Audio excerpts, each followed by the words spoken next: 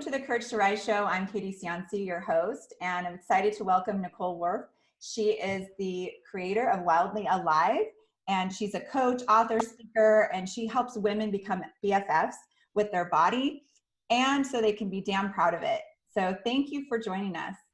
Welcome. Yeah, I'm super stoked to be here. Thanks. I asked you to come because there's a lot of people with adverse experiences, and it can come in many forms.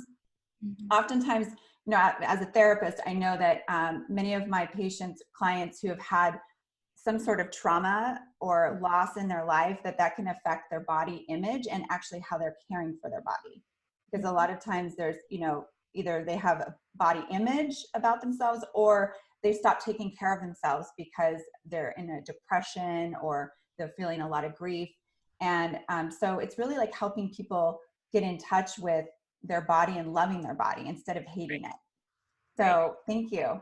Well, I think, honestly, I just think being a part of our society sets us up to feel betrayal from our body. Because we are told, especially as women over and over again, that our bodies need to look a certain way to be worthy of love.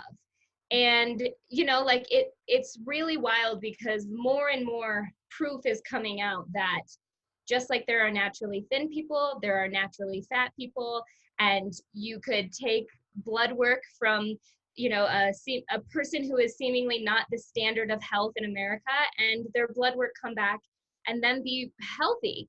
But then they go to the doctor because they have a sore throat or a shoulder that's bothering them, and they get prescribed weight loss. And so it's this constant reminder that, like, your body isn't good enough, you're not good enough, your body isn't good enough.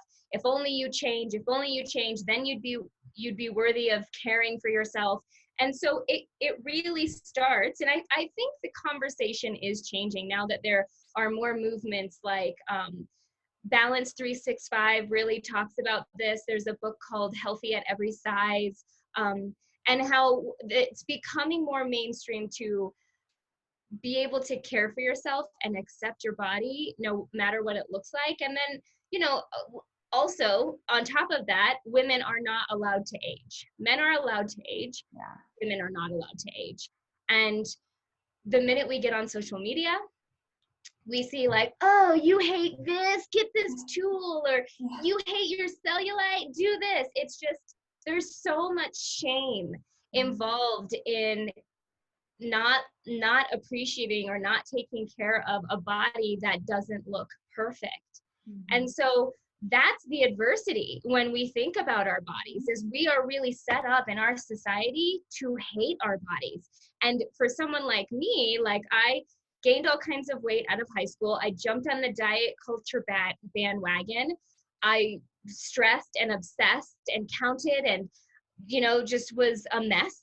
But I lost majority of the weight, and I got on the other side of it. And I thought that everything amazing was going to happen once I was thin. I thought the clouds are going to part, and I was going to attract my partner, and I was going to make all the money. And, because that's the advertising is that when you are thin, life is amazing.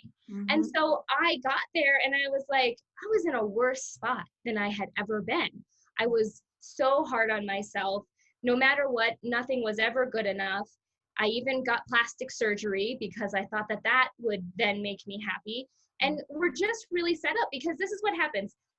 Fat people feel like they can never win because they have to be thin to thrive in our society. And then what happens with thin women is they are human and they deal with adversities and challenges and, ups and downs with their emotions, and their marriage suffers and all of that. And then they feel broken because they're told, well, you're thin, so everything should be great. That's what all the advertising is saying. And so it sets up all women to fail. Oh, it's so true. I remember even going through, I had like early puberty when I was younger, and I remember gaining a little bit of weight, in my body and my stomach. And I remember my dad being, he meant well, but he was like, oh, we need to exercise and get fit. I'm like, and this is normal, right? So, but even as little girls, we're taught Barbie, we're supposed to look a certain way and be a certain way. And there's so much pressure that when we become adults, I mean, it's never ending. It just keeps happening. Yeah. And you can't age. Now that maybe you have found health, now you got to worry about wrinkles. Right. It's really never ending. And so that's a lot of the Wild Via Life philosophy, is learning how to find this respect with your body, learning how to see it as a living, breathing, feeling thing, just like a plant. And if I came in my office every day and I told that plant that it's not good enough and I don't like you, and maybe like you did some things right, but now this is wrong, it would struggle to thrive. And that's where a lot of women are at with their bodies right now, because we have to fight the rhetoric. And again, like it's becoming more mainstream to talk about this, to talk about that it's safe for us to age. It's safe for our bodies to age. It's safe for us to accept them as they are and even still be healthy with cellulite and belly rolls and all of that. But it's still very mainstream to hate your body. It's still very much the thing to do right now. It's very big. It's been big for a long time. The dieting industry has been around for 70 years. After World War II, some men found out that they could make some money off of this thing. And that's what they did. And the dieting industry, 70 years, this shit's gotta die. Like, we gotta put this thing to rest. I'm hoping in my lifetime, I don't know if it will happen, that dieting will really be put to rest, because all it is doing is causing so much harm in our society. Mm-hmm. That's so true. I remember after I'd had my son, I gained weight, like many women do. From pregnancy. It's a very natural thing to do. Yeah, had stretch marks, all of that. And just constantly, even when I was pregnant, it was constantly, giving me, my doctor was a woman, was telling me, oh, stop eating the box of cookies. I'm like, I'm not eating cookies. I'm not eating that. I don't know what you're talking about. And then, and there's so many women. And then after you have the baby, then you have this pressure of, oh, I got to get fit again. I got to, and so there's all this advertisements and pressure about that. Right. And it's like, and then loving your stretch marks, like, okay, I had a baby.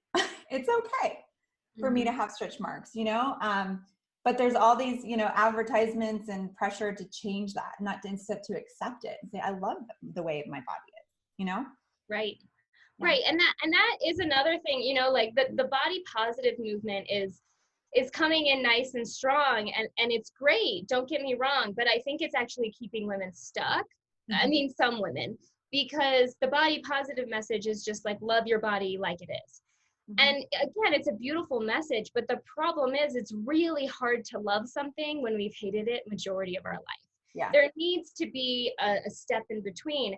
And that's where Wild Via Life comes in. And we really talk about learning how to respect your body. You don't have to love it, but let me show you how badass your body really is. Let me show you how cool and how awesome she is. Yeah. So then you're like, wow, she is kind of doing some things right.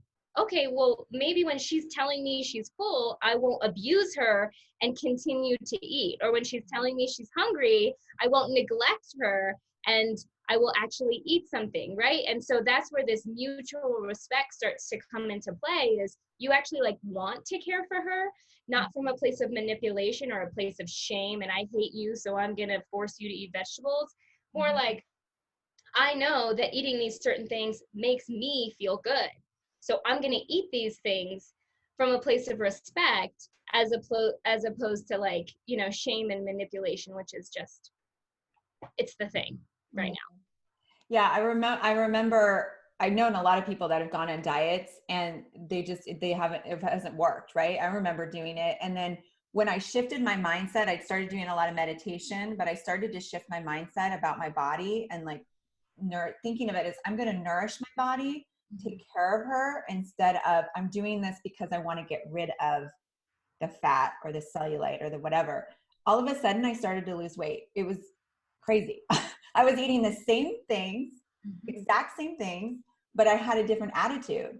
Right. Do you notice that happens with women? Yeah. Well, what resists persists. And something that I say a lot with my clients, every single class, I remind them, an unhappy journey never results in a happy ending. That's what you have to remember about the dieting industry, because that's what I said too.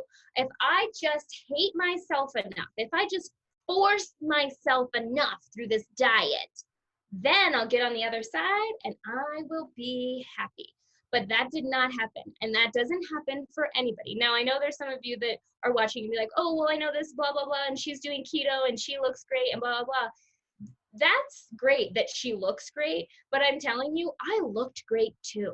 Okay. You saw a picture of me in my bathing suit, you'd probably be like, inspiration. You get it, girl. But Yeah. I was a mess. Yeah. I was obsessed. I was so self-conscious. I was competitive. I was jealous because all of my value lied in my body. And no matter what I did, my body was never good enough. I never could let go and have fun because I'd just be thinking about how I'm going to burn this off later. What's my workout going to look like? Yeah. It consumed me. And so that's the problem, is people look at people online and think, oh, they're doing so great. Look at them. We're following that keto thing or whatever. I should do that. That's so inspiring. They look so healthy. I'm telling you, there are a lot of people who look healthy who are extremely unhealthy mentally. And that's because of the obsession and the stress and the competition and the shame that the dieting industry creates. And you can look good, but you can absolutely not feel good. And a lot of fitness professionals are so lost in their disordered eating and their disordered exercising, they don't even see it. And I was one of them. I thought that that's what you had to do. I thought I had to obsess myself into a healthier body. I thought that's just what you did. You just calorie count. Like, you just do Weight Watchers if you want to lose weight. Hello. Like, I had no idea that there was a gentler, more nurturing, more loving, more respecting way into a healthy body. Now, my body doesn't look like it did. I have some more cellulite, I have some more rolls, but I'm healthy and I feel good and I'm at peace and I have freedom. And that is it's totally worth the extra 10 pounds, 15 pounds that I'm carrying around now. Totally worth it. Oh, I love that. And how did you shift your mindset? Like, was there something that happened that you said, you know what, I'm tired of this? I mean, yeah. Okay, so the first step, if you want to start creating your wildly alive body, is about introducing you to Helga. So Helga is the voice in the back of your head who is constantly yelling at you. She comes out when you are getting ready in the morning. She comes out when you're trying to get dressed. She comes out in the mirror. She comes out when you are trying to contemplate what to eat that day. She also comes out when you're at work and somebody else gets a promotion that you were up for, right? And she'll also play both sides of the coin, where she will say, you should eat the cake. You've had such a long day. You should eat the cake. And then you eat the cake and she's like, you need to go exercise. You shouldn't have ate that cake. You know how much sugar is in that cake, right? Like, she plays both sides of it. So true. Yeah. And so this is the important piece is this is not revolutionary in a sense, because we've heard about it, the monkey mind, the lizard brain, the inner mean girl. I've heard lots of different names for it, but the power in Helga is personifying her, is making her real and giving her a face, giving her an energy. And in my programs, we go as far as like drawing her or going onto the internet and figuring out like what she looks like. Some people have like posted pictures of like Rachel McAdams in Mean Girls, or I like that. Yeah, there's been, it's so interesting to me when I ask people to send me their picture of Helga, because it says a lot about the inner dialogue of what's going on. There has been some very like evil looking women with like a cigarette who like look super perfect. So their Helga was like very perfectionistic, right? People have posted pictures of their mothers, which is really hard. And she even said like, I can't even believe that I'm posting this, but the voice does come from somewhere, and it's not to victim blame or point the fingers, but like our parents had Helgas, and they didn't know about Helga. And so their Helgas came out and they became a part of your belief system too. It's not that your parents were trying to sabotage you per se. So it's good to recognize that we were taught some of these things, and our mothers and our great grandmothers, just like we've been told that our body is the most important thing about us, they were told that even more deeply. And so this is about breaking this pattern. I talk a lot about this ancestral pain that we've carried with us in our bodies. If you think about generationally, this being passed down. And so the power in Helga is really personifying her, because when you personify, and it's funny because I tell people to put like a face to it, and my Helga is actually a really just dark energy. Did you ever see that movie Bird Box? No, I haven't. Like, oh gosh, it's crazy. Okay, I'm writing it down. This dark energy that takes over. It's like an apocalyptic type movie. It was really good, but it was just this dark energy that would come over, and like you would, die. But that's what it felt like. Helga feels like that to me. It feels like this dark energy kind of taking over my body, sitting on me like a weight. Fear, smallness, and that's the other thing, is the energy of Helga is very like in my body, when I'm overtaken by Helga, I feel heavy, I feel constricted, I feel small. And versus your intuition and your soul, because that's what you're doing when you personify her, you can start choosing differently. You start realizing that those thoughts are not your thoughts, and then you can really ask yourself, is this Helga or is this really me? Because really me and my soul and my heart, that feels expansive. That feels like my belly kind of opens up a little bit, and I don't have knots, and it might feel like belly butterfly-y, there might just be something like, ooh, this is like a big thing that I'm doing. That's great. But that's a good visceral way to figure out. But again, the power, and name her whatever you want. You don't have to name her Helga, but name her. And then as you navigate your day and you hear something, you look in the mirror and you're like zeroing in on that one spot you always zero in on, and like there's some chatter. Okay, take a step back, and like, that's Helga, and I can choose not to listen. There are many other things about my face that I appreciate, right? Like, and just like contradict the negative that she is kind of putting on, and she's following you around every day. So the more aware you can be of her, the more you can call her out and be like, I don't want to listen to you. Like, I'm not going to listen. I've even said to her, like, no, I'm not going there. I'm done with this story. I'm done. I'm not prescribing to it anymore. Go away. Like, this has been a story in my lineage for so long. My grandmother dealt with it. My great grandmother dealt with it. I'm done. I'm done with this story. And just kind of like shut her down. It becomes more automatic. It becomes easier. Because you're practicing it and you have an awareness of that mind. And it's true. It's like you notice, okay, but no, I'm not listening to that. Right. It's like that great aunt or something that comes in and tries to tell you, should you eating another cookie? You're like, actually, I'm going to enjoy this cookie and today, and I'm not going to overeat, like you can enjoy food too. Like, how can you make food enjoyable instead of restricting? Yeah, which is that's great into the next point here. And so the next point is about your relationship with food. And like one of my first tools that I learned how to start shifting my relationship with tools was really letting go. Now this is I don't want to say a lifelong practice, because I was able to do it not in my before my lifetime, but categorizing food, like good food, bad food, that whole thing. Though again, you can absolutely argue with me and say, well, there is good food and there is bad food. Yeah, but it's actually the categorization of them that really messes with the mind.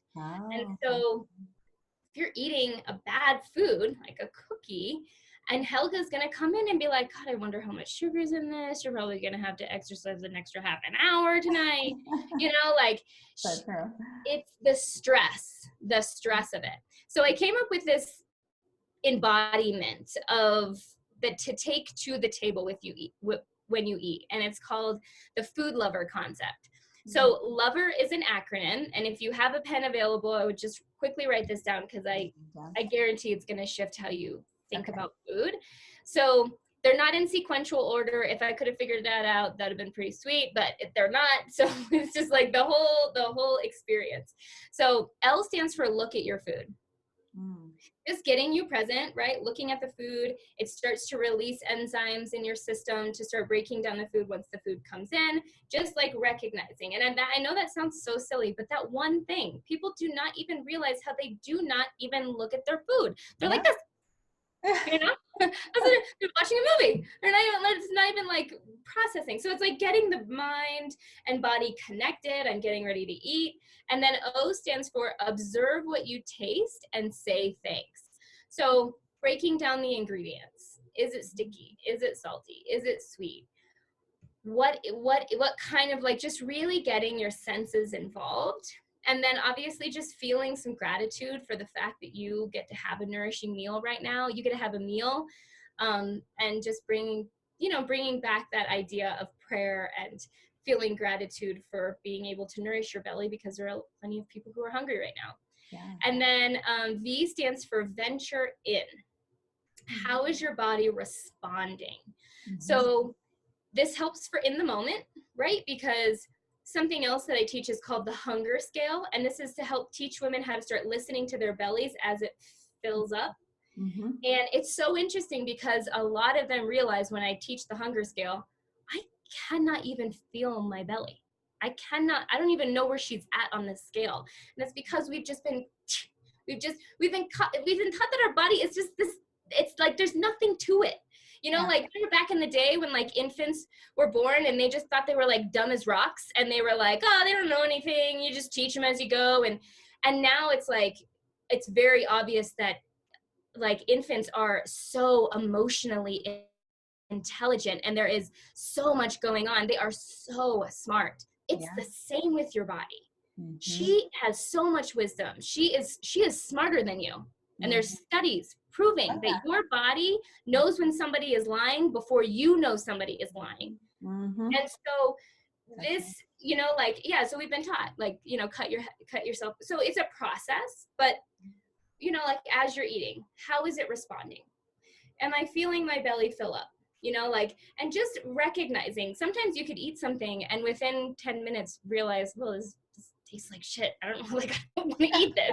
But if we're not present with it, we'll just inhale it because we're like, started eating it anyway, might as well finish it. And then also, how are you feeling 20 minutes after you eat? If you're gassy, you're bloated, probably a sign that you shouldn't be eating that, right? Like that's your body giving you some signals. And the truth is that seemingly healthy, good food might not agree with your body, like tomatoes or avocados or something, And so this categorization is keeping us from honoring our body. Or another good example is like, say you're really craving some red meat. Maybe your body needs iron. Like she's like, I need some iron, I need some protein, but you're like, red meat's bad. Can't eat red meat. I'm going to get the salad. And you're denying her. And this is how health challenges come along, is because we are focused on some plan to tell us how to be healthy. But in reality, our body is telling us, we just need to trust her. We just need to honor her. And then we will be guided to the healthiest version that we can. But the hardest thing is learning how to listen and to trust. And it's a process, but getting started right now. So yeah, that's the, V. Is it E? E stands for eliminate distractions internally and externally. Okay. So, like shut off the chatter of if this is good or if this is bad. If you're gonna eat an ice cream cone, like just enjoy it. That's what I say to everyone. I'm like, just enjoy it. Like that's it. Because what will happen is you won't release cortisol into your system as you're eating something that's bad and you're like inhaling it. I used to be a huge binge eater. Like the amount of stress running through my system at that time, because this is bad, I shouldn't be eating this. Like that all is like tripling the calorie expenditure, or the calories if you really want to go there. But it actually is adding salt onto a wound. So it's like, just relax, enjoy it. You're not a bad person. This isn't like a reward. Just enjoy it. There's nothing wrong with you eating a cookie. There's nothing. Mhm. And so like shut off the mental chatter, and obviously try to just shut down the TV, turn off the phone, get present. And then R stands for rest your fork and breathe. So, just food is so much better if you're not inhaling it. And I teach this because I need this. I still have times where I'm like, well, we're not in that big of a rush that I need to eat this meal in 5 minutes, So, I mean, I get the food lover concept is kind of unrealistic. It can be if you want to do it like every single day, every single meal. But what I say, if you can shoot for one snack or one meal that is totally food lover friendly, it will feel so good in your body, and you will be able to take the feedback and apply it into your life, that you'll start to naturally want to do it more, and it will become a natural thing. Don't try to shoot to do this every single meal, every single snack, because that's impossible. But like if my son is running around and things are a little crazy and we're eating, all I focus on is breathing and looking at my food.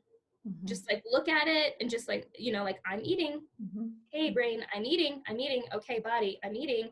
Because there's like, oh, this is pulling me. This is, like it's really easy to just get disconnected. And that's when you overstuff yourself. Oh That's yeah, so true. Or you forget to eat. Some people forget to eat, and then they go throughout the day and they're like, oh, if I didn't eat, because they were so wrapped up in what they were doing. It's being like more mindful. I mean, a lot of what you're sharing is like being mindful of what's happening and not judging yourself, not judging what you're eating, just like being mindful and aware. Yeah, the food lover concept is all about just presence. It's the best way to get present is by engaging your senses, right? And so each one is engaging a sense to get you here and now with the food. And it's wild because food keeps us alive. And we don't even give it the time and respect to enjoy it and to be present with it. We're starting to think that it's just like this pain in the ass thing that we have to do. And there's so much you can talk about food of like, how you really feel about food. Because I know for me, when I was dieting, the least I could eat, the better person I am. So to me, it was just a pain. I was like, I don't want to be hungry right now. I don't want to eat right now. And now, shifting to a healthy relationship with food, it's something that heals me. It's something that helps me have energy. I wouldn't be able to show up here with you and give out all this energy if I didn't nourish myself. And so it's just so crazy. The more that I dive into the teachings of diet culture, it's so incredibly flawed. It's designed to keep you stuck. That's people so don't. It is. They want you coming back. They're selling you on a system to keep making money off of you, and it destroys you in the process. And so then you are dependent on them. And that's where I was so afraid of not being on a diet. So afraid. I did not trust myself. And that was towards the end of like doing years of dieting, because that's what they want. They want to keep you coming. I mean, Weight Watchers has an 84% return rate, and that's where they make most of their money. Is on return customers. It's so true. Yeah. I mean, when I lost the weight I lost like 45 pounds, and people asked me like, how did you lose it? And it was not a diet. I was like, no, I'm not on a diet. I just figured out what wasn't working in my body, and I cut it out, and that's it. It's like, and, but, you can easily get back, I think I called mine Bertha, but whether it's Helga or Bertha or whoever you call it, can bring you back, back to the old patterns. And you have to be aware of it and say, okay, I'm not doing that anymore. But I didn't know this. I just created this on my own. So it's really nice to know, okay, yeah, this is what actually is working for people, because I got tired of it. I'm like, I'm so exhausted with all these diets. I'm just going to try this and see what happens. And it's so much fun. It's so much better way to live, God. Yeah. Yeah. So, it's a process that builds up your relationship with yourself. And when you, because, like you, again, like call it shame-based change versus respect-based change. Shame-based change is if you hate yourself enough then you'll find the willpower to follow the plan or whatever. And then shifting into a place of respect and saying, okay, last time I ate that pasta, I was really gassy. And so it's not punishment, it's respect. It's like, I'm going to choose not to have the pasta. It's a choice of love, because I got the feedback and I'm listening to her and I'm honoring her, as opposed to just like these rules and the don't you eat that, that's bad for you, and you need to be disciplined, so you got to go get on the treadmill.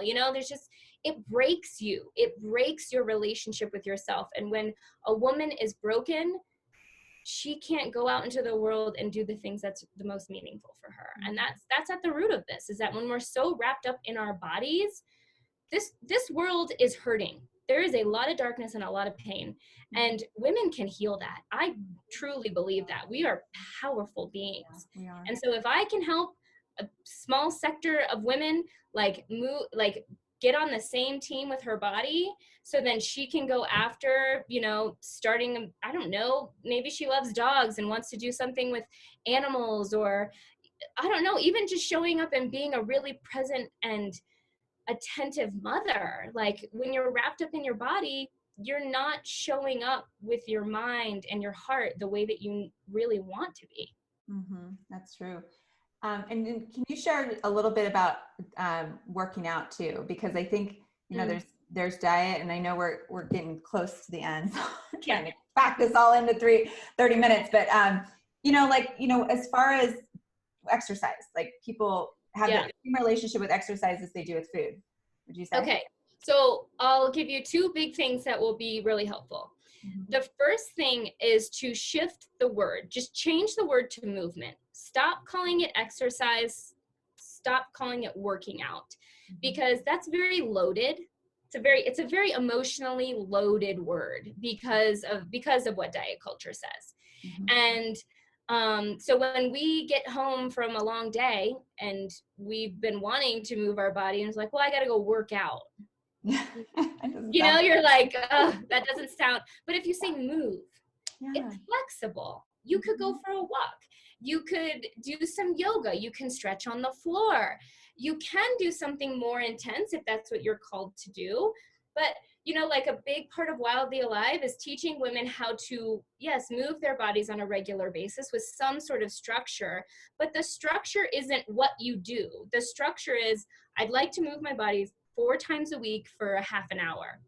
And then when you get into the moment, it's an inward process of, how is my body feeling? Am I lethargic? Is that why I don't want to move my body? Then maybe I should try something a little more high intensity and see if I get some adrenaline going or some endorphins going.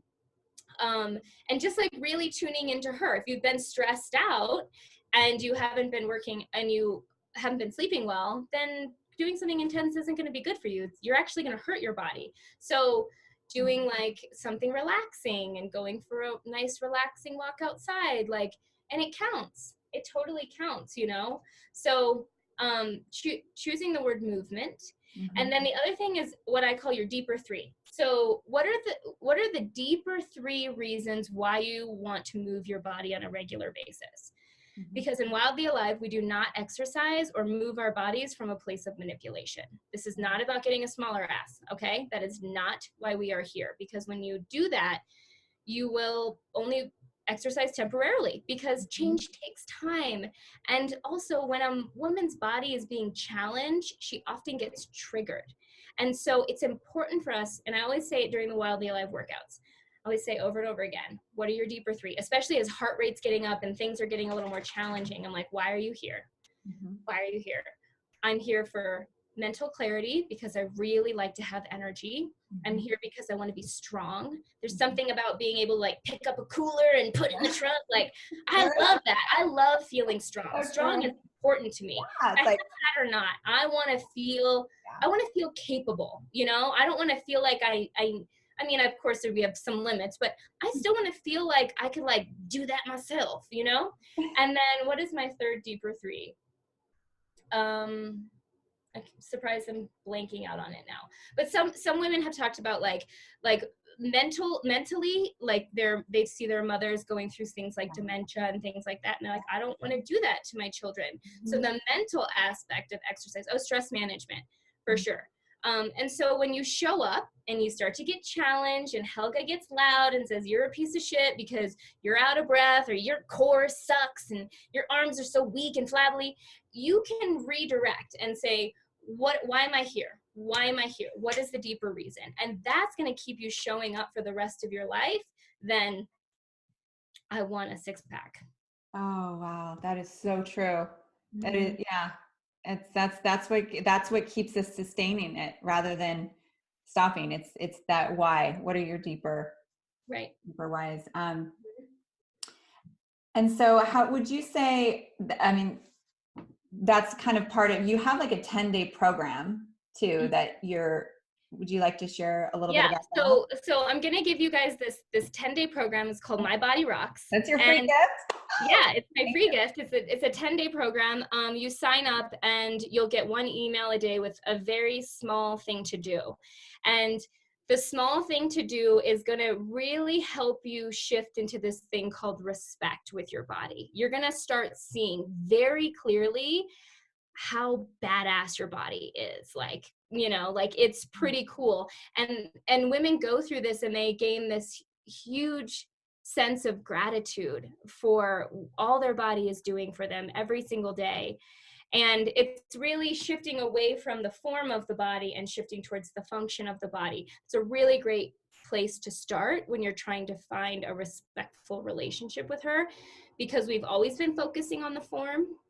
And the truth is that there's like 8 billion processes happening in your body in this very moment. I mean, it's wild how incredible this thing is. I mean, it's smarter than any human on this planet. And so the process is you open the email and then you have this little prompt that you do in the mirror, which is going to be confronting and you're going to resist it and you're going to feel awkward and you're going to feel weird. But I'm just saying, stick with me because it gets better. When was the last time you like looked yourself in the eye? I mean, that's very confronting, and you feel like you're going to look yourself in the eye in the mirror and you have these things that you're going to say and you're going to feel emotions in your body.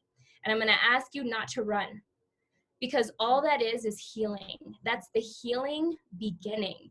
And there's nothing wrong with the emotions that come up. Like, just remind yourself, it's safe for me to feel. There's not an emotion out there that can kill me. You have to start opening up the lines of communication, and she speaks to you through feelings.